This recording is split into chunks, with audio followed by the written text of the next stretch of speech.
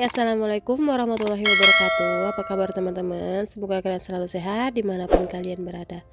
Nah, ini aku mau berbagi video ya teman-teman ke kalian semua. Nah, ini keadaan rumahku yang lagi berantakan banget nih. Dan aku akan berikan kalian tips gimana sih caranya aku beberes rumah dengan cepat. Terus ikutin video aku ya teman-teman. Nah, ini keadaan rumah aku berantakan banget. Wajar teman-teman karena aku punya anak kecil. Jadi rumah itu pasti dijamin berantakan di mana-mana. Terus kalau rumah yang nggak punya anak kecil pastinya nggak akan seberantakan ini juga ya teman-teman. Jadi harap dimaklumin aja. Nah, ini aku langsung menuju ke dapur. Nah, ini penampakan dapur aku yang berantakan. Ini no sensor ya teman-teman. Ini berantakan banget dapurnya. Karena aku emang belum cuci piring. Nah, ini tadi aku habis masak. Jadi maklum ya teman-teman, kalau habis masak itu pasti dapur berantakan. Nah, ini aku lanjut langsung aja ya teman-teman. Ini aku mau beresin bagian ruang tamu dulu. Jadi teman-teman, aku kan tinggalnya di rumah kontrakan, rumah petakan gitu ya teman-teman. Jadi kan kita atau teman-teman tahu nih rumah kontrakan itu seperti apa luasnya, apalagi petakan ya teman-teman. Itu kan ruangannya juga terbatas, nggak lebar. Jadi kalau kita lagi beberes itu nggak terlalu capek atau melelahkan ya teman-teman kalau lagi berantakan total seperti ini. Itu sih menurut versi aku ya teman-teman, nggak tahu nih kalau teman-teman gimana. Nah, ini aku langsung aja ya teman-teman, aku akan kasih tips ke kalian gimana sih caranya aku ngeberesin rumah yang super berantakan mulai dari ruang tamu sampai ke dapur. Jadi ini mohon maaf ya teman-teman sebelumnya kalau video aku ini soundnya agak berisik atau suara tok tok tok tok begitu ya teman-teman. Maklum ya teman-teman, kalau tinggal di rumah kontrakan 3 petak itu kan kita bersebelahan sama tetangga depan, belakang, kanan, kiri. Jadi ya tetangga aku ini lagi ada yang ketok-ketok, aku nggak tahu dia lagi ngapain. Jadi aku mohon maaf banget ya teman-teman. Nah, ini langsung aja tips yang pertama yang aku lakuin, yaitu aku mau nyusunin dulu bantal-bantal yang berserak di lantai teman-teman seperti ini. Jadi aku kalau rumahku yang berantakan super berantakan seperti ini, aku usahain barang-barang yang besar-besar yang berantakan yang ada di lantai ini pertama aku ambilin dulu, seperti contohnya kayak bantal sofa yang berserakan. Ini aku usahain dulu untuk disusun-susun. Terus kayak baju-baju yang berserakan ini aku ambil dulu dan aku letain ke tempatnya, tempat semula ya teman-teman. Nah, lanjut setelah itu baru aku kayak barang-barang yang kecil-kecil seperti ini, kayak sampah-sampah yang berserakan di lantai itu nggak aku pungutin satu-satu karena itu akan sangat memforsir tenaga ya teman-teman. Jadi usahakan kalau semuanya kayak berantakannya di lantai itu kumpulin aja jadi satu, lalu gunain kayak pengki atau kurkan sampah untuk memungutnya. Karena kalau udah digabungin jadi satu seperti ini kan lebih mudah ya teman-teman, dan lebih cepat aja untuk rumah kita itu lebih terlihat rapi atau cepet bersih. Nah, ini aku lanjut mengeluarin tiang jemurannya teman-teman. Tadi kan aku habis nge-review sebuah produk di akun Shopee. Jadi lumayan berantakan juga. Biasanya kan teman-teman kalau konten kreator itu apalagi nge-review barang itu pasti rumahnya berantakan, ditambah kita itu mau nge-review itu ada anak-anak kecil, pasti agak lebih ribet. Nah, ini anakku kebetulan udah pulang sekolah. Ini jam sore teman-teman, jadi kebetulan kan anakku masuk siang dan pulangnya sore, dan ini dia udah jamnya pulang. Dan ini dia langsung aja masuk ke dalam kamar untuk beberes baju ataupun ganti baju. Dan ini lanjut aja ke tips yang kedua. Nah, biasanya tuh kalau aku lagi beberes rumah, aku usahain untuk mencari kenyamanan dulu ya teman-teman, yaitu dengan cara aku nyetel musik atau hidupin musik.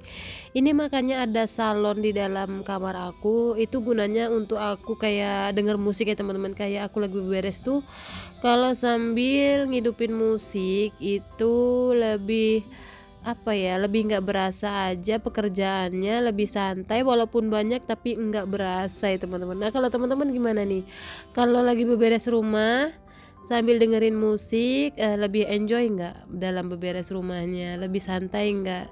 Padahal banyak ya teman-teman, ataupun waktunya lebih lama cuman kayak nggak berasa aja gitu teman-teman dalam beberes rumahnya. Ya nggak apa-apa ya teman-teman, sambil mencari hiburan, sambil beberes rumah, nggak ada salahnya juga ya teman-teman untuk membangkitkan semangat kita dalam beberes rumah.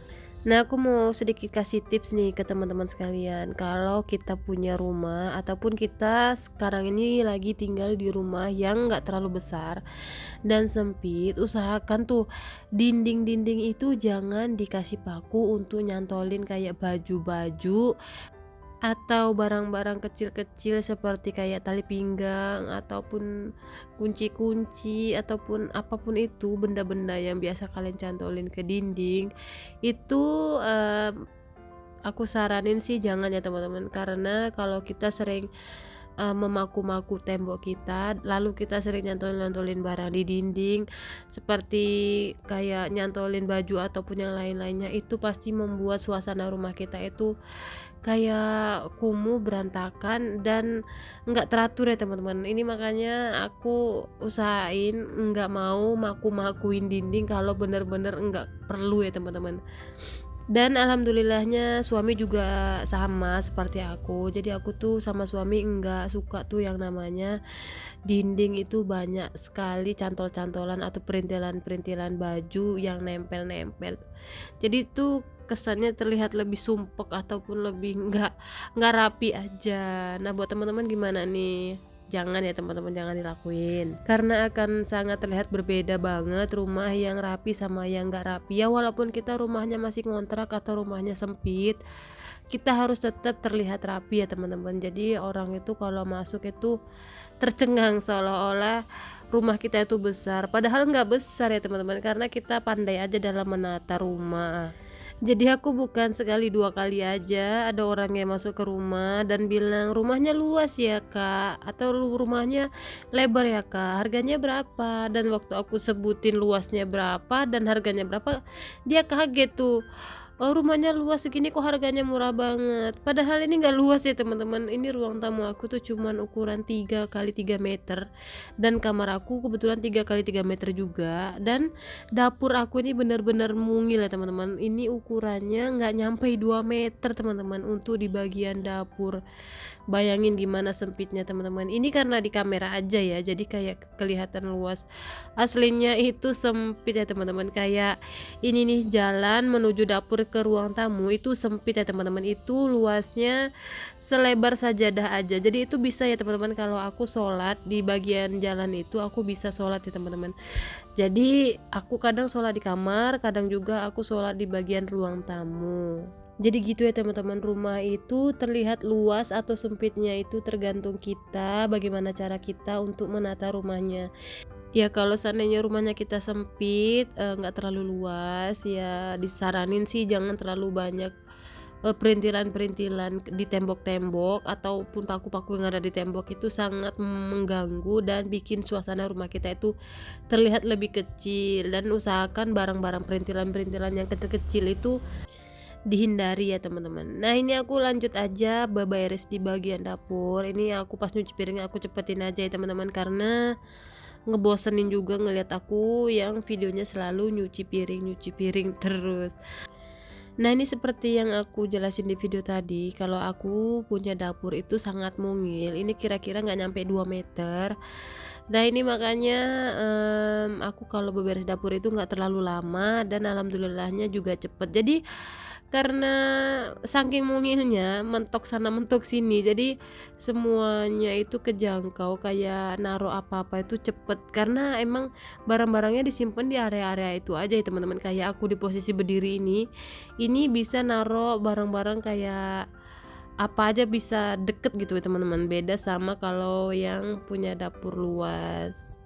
Jadi begitu ya teman-teman, ada baik dan buruknya kalau kita tinggal di kontrakan yang mini ataupun rumah yang mini.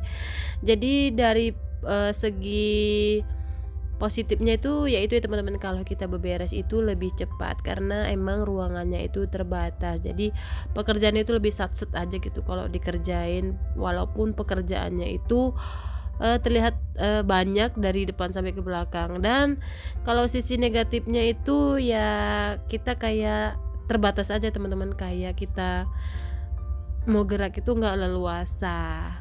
Tapi apapun itu kita harus syukurin ya teman-teman. Nah begitu aja ya teman-teman video dari aku, tips beberes rumah supaya cepat. Dan kenapa aku beberesnya sangat cepat, yaitu ya teman-teman karena emang rumah aku sangat mini. Jangan lupa klik subscribe dan aktifkan tombol loncengnya. Dadah.